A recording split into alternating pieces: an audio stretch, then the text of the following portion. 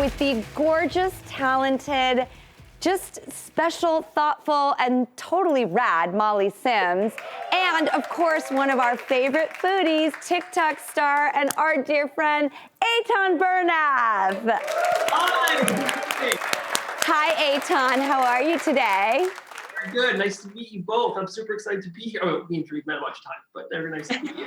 Well, you have two ladies in red flanking you, and may I say, Eitan, today's outfit, chef's kiss. So much. Thank you. Yes, I'm super excited to talk to you guys and eat about some traditional holiday foods. Well, Eitan, I'm always mesmerized when you talk about food, knowledge, history, facts. So you go for it, because I love when you do this. So you're on.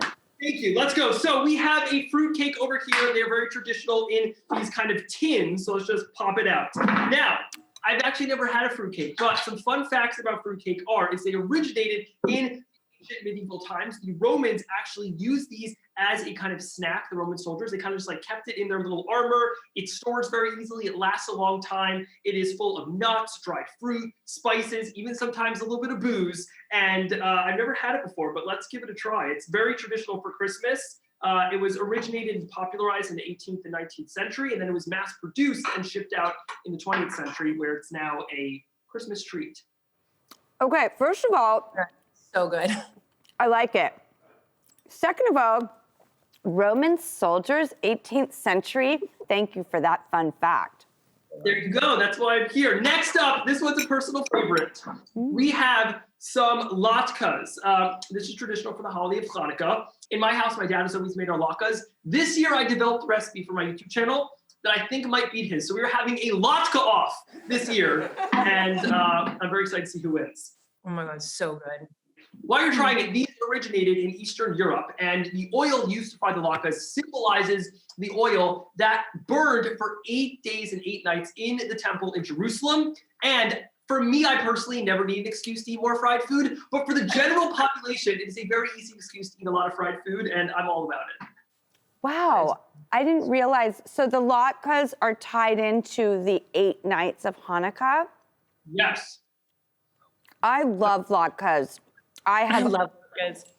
Like Blintz's potato pancakes, latkes. I can't get enough of it.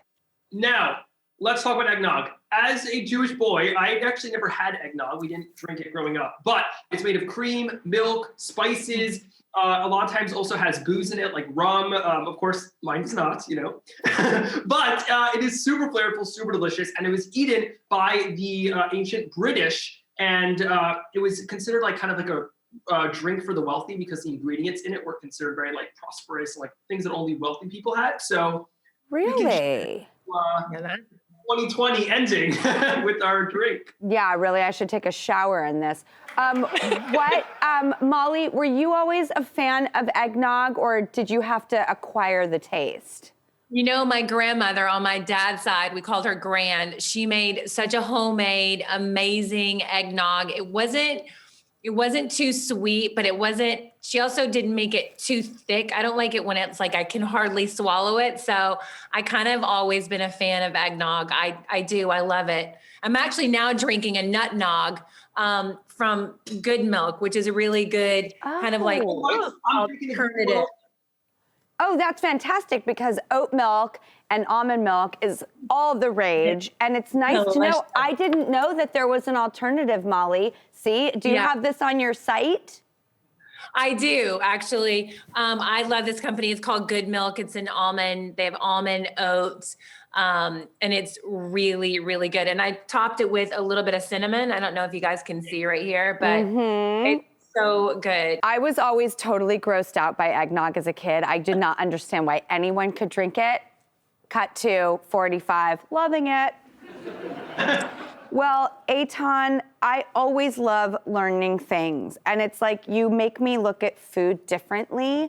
And it is just such a pleasure and such a spirit lifter to hang out with both of you today. Thank you, same. Love you so much. And I really have to recommend before we go that both of you write a book. Eitan, because you are so spirited, so knowledgeable, and you have such whimsy in the way that you tell your stories about cooking and food. And Molly, you really, really are an incredible writer, and you bring us into your storytelling, and it has so much heart and so much humor, my two favorite things. So Merry Christmas. Please write a book, both of you guys. Merry Christmas. Thanks, guys.